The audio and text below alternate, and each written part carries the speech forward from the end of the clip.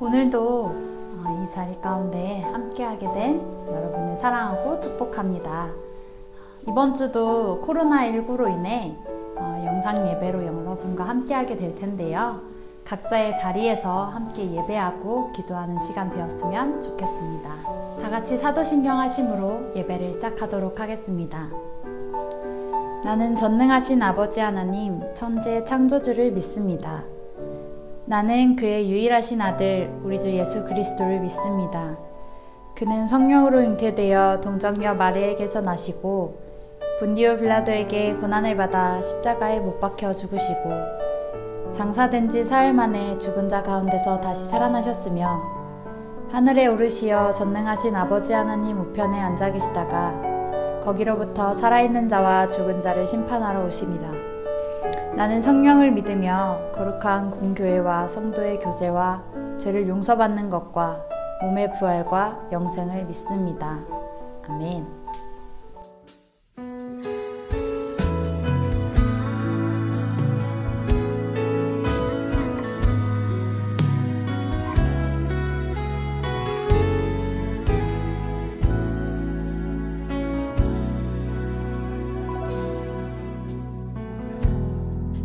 따스한 성령님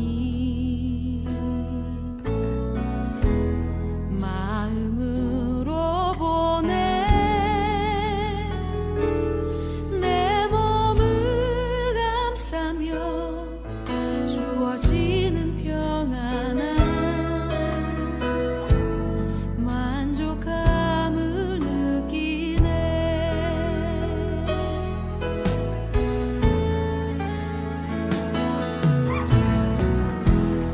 따스한 성령님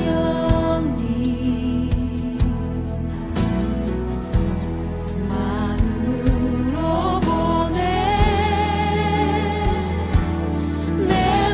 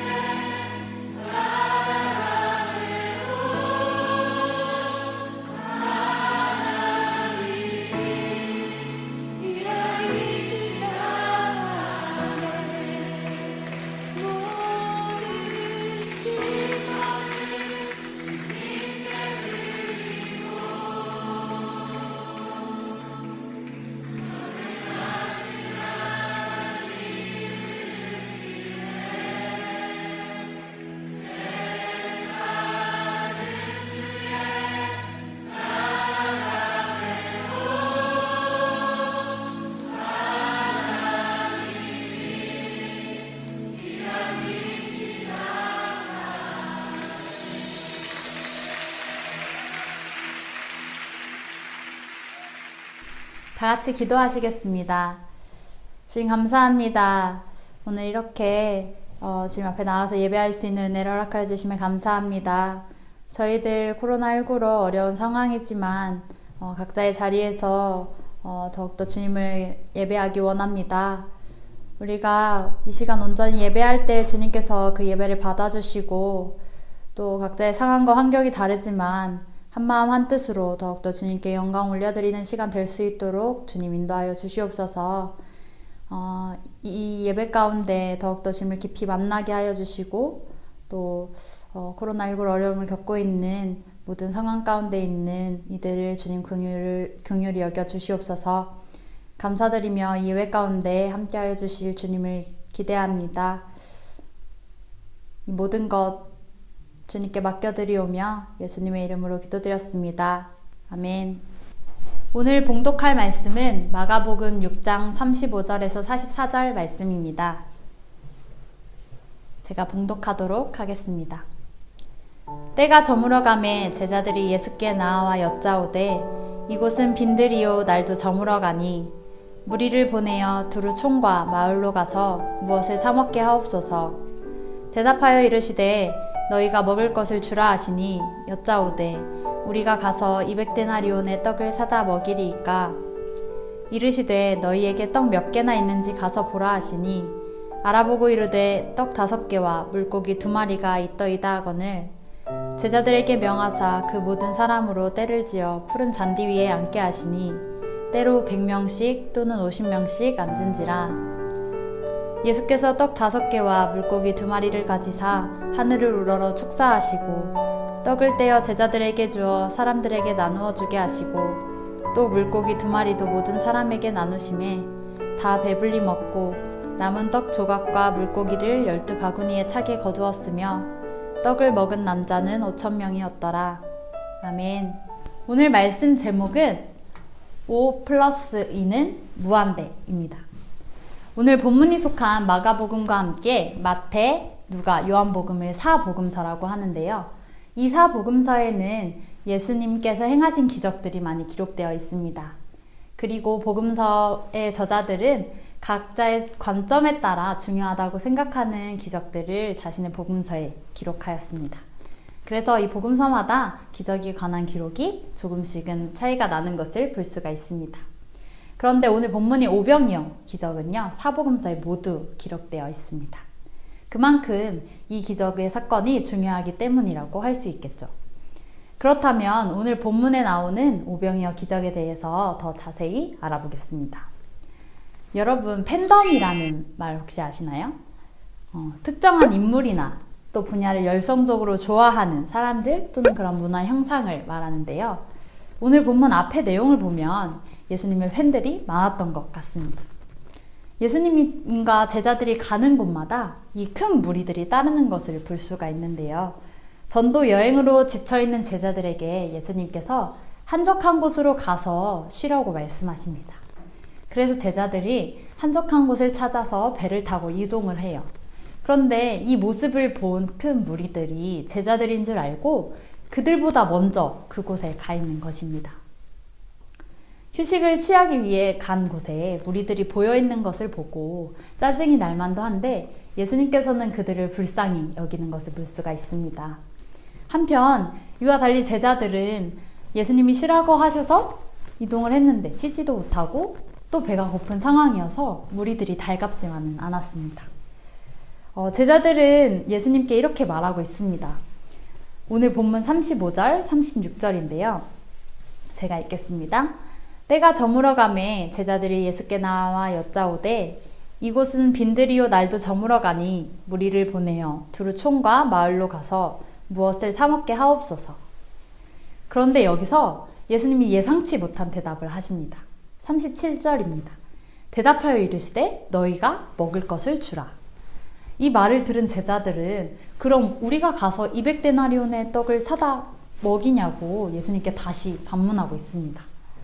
지금 모여있는 무리를 다 먹이려면 200데나리온의 떡이 더 필요했는데 이 당시에 이 200데나리온이라고 하면 노동자가 8개월 동안 일해야 벌 수 있는 돈이었습니다.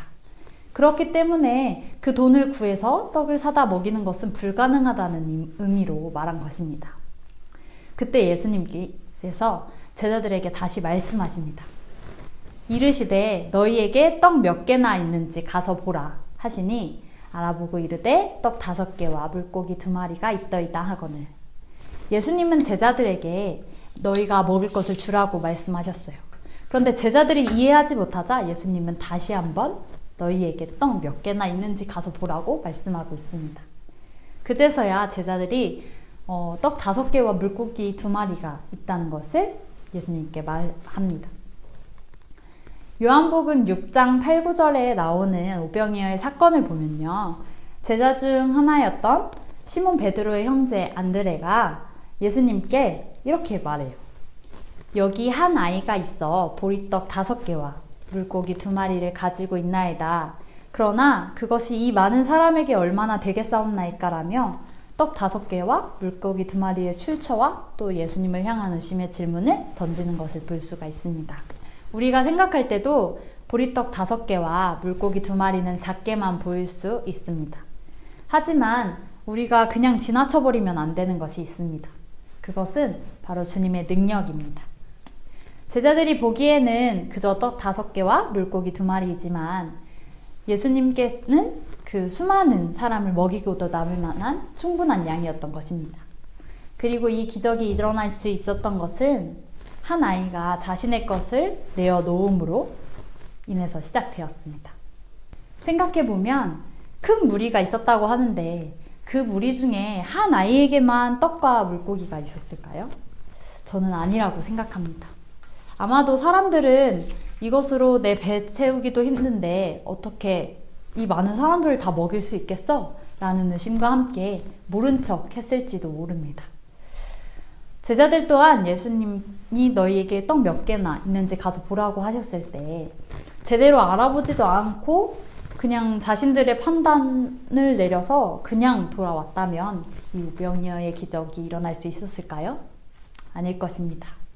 제자들의 순종과 또 한 아이의 순수한 마음에서 시작해서 그 예수님이 손길이 닿자 오늘 말씀에 오병이어 기적이 일어나게 된 것입니다. 오늘 본문에서 그렇게 제자들이 가져온 보리떡 5개와 물고기 2마리를 가지고 예수님이 어떤 일을 하셨나요? 41절에서 44절을 제가 읽겠습니다. 예수께서 떡 5개와 물고기 2마리를 가지사 하늘을 우러러 축사하시고 떡을 떼어 제자들에게 주어 사람들에게 나누어 주게 하시고 또 물고기 2마리도 모든 사람에게 나누심에 다 배불리 먹고 남은 떡 조각과 물고기를 12바구니에 차게 거두었으며 떡을 먹은 남자는 5,000명이었더라. 이 당시에는 여자와 아이들은 수를 세지 않았어요. 그렇기 때문에 이 44절에 나오는 5,000명이라는 숫자는 성인 남자들만을 센 숫자예요. 그래서 여자와 또 아이들까지 합한 수는 거의 2만 명에 가까웠다고 많은 학자들은 이야기하고 있습니다. 이 많은 사람들이 먹고도 12바구니가 가득 찼다고 말씀하고 있습니다. 이름도 등장하지 않는 그 하나이가 드린 음식을 통해서 예수님께서 일하셨습니다. 예수님께는 이 가지고 있던 것이 많고 적음은 중요하지 않았습니다. 자기가 가지고 있는 것을 내어놓을 수 있는 그 마음을 주님께서 보셨던 것입니다. 우리에게 어떤 어려움이 다가오면 우리는 어떻게 반응하고 있나요? 나는 안 될 것 같아. 이건 불가능해. 라면서 포기하거나 낙심하나요? 아니면 머릿속으로 계산해보고 이것저것 고민도 해보다가 안 되면 좌절해버리나요? 하지만 오늘 말씀을 통해 알 수 있듯이요. 우리는 그 어려움에만 집중하는 것이 아니라 우리가 할 수 있는 것이 무엇인지 찾아보아야 합니다. 우리의 삶에 일어나는 모든 문제에 있어서도 똑같습니다. 어려움이 있을 때 시도해보지도 않고 내가 가진 것으로는 아무것도 할 수 없다고 생각해서 포기해버리는 것이 아니라 내가 가진 것이 정말 작은 것일지라도 그것을 주님께 내어드릴 수 있는 그 믿음이 필요한 것입니다. 오늘은 사순절 셋째 주일입니다. 사순절 첫째 주일부터 지금까지 매주 전도사님이 여러분께 질문 하나를 했었어요. 그 질문은 어제보다 오늘 더 예수님을 생각하고 있냐는 질문이었습니다. 선생님들을 통해서 사순절 말씀 달력을 보내고 또 우편으로 여러분에게 청소년 매일 성경 큐티책을 발송한 것 모두가 여러분이 조금이라도 말씀을 읽었으면 하는 마음에 보낸 것인데요. 근데 여러분 중에는 이렇게 질문하는 친구들이 분명 있을 것 같아요. 전호사님, 근데 예수님 생각하면 뭐 해요? 말씀 읽으면 뭐 해요? 기도하면 뭐가 달라지나요? 이 질문들을 자세히 보면 공통점이 있는데 어떤 건지 찾으셨나요? 네, 계산적이라는 것입니다. 내가 이것을 할 수 있을까? 이런 것들을 통해서 내가 얻는 유익이 무엇일까에 대해서 먼저 생각한다는 것입니다. 하지만 이 생각을 잠깐 내려놓고 삶 속에서 일어나는 그 일 앞에서 계산을 하기 전에 예수님을 생각하고 또 말씀을 읽고 기도하면 달라지는 것이 뭐냐면요. 여러분의 그 삶의 방향과 시선이 바뀔 것입니다. 우리를 사랑하시는 주님께서 이미 모든 것을 예배해 주셨기 때문에 우리가 해야 할 것은 의심과 계산이 아니라 그 매일의 삶 속에서 요구하시는 그 작은 믿음들에 우리가 순종하고 반응하는 것입니다. 그리고 그것을 알아차리기 위해서는 여러분이 매일 말씀 묵상하고 또 기도하는 훈련이 필요한 것입니다. 예수님이 가시는 곳마다 따라왔던 그 무리들을 예수님은 그냥 두지 않으셨습니다. 영의 양식과 또 육의 양식을 채워주셨습니다. 오늘 말씀에서처럼 오병이어의 기적이 우리에게도 있기를 소망합니다.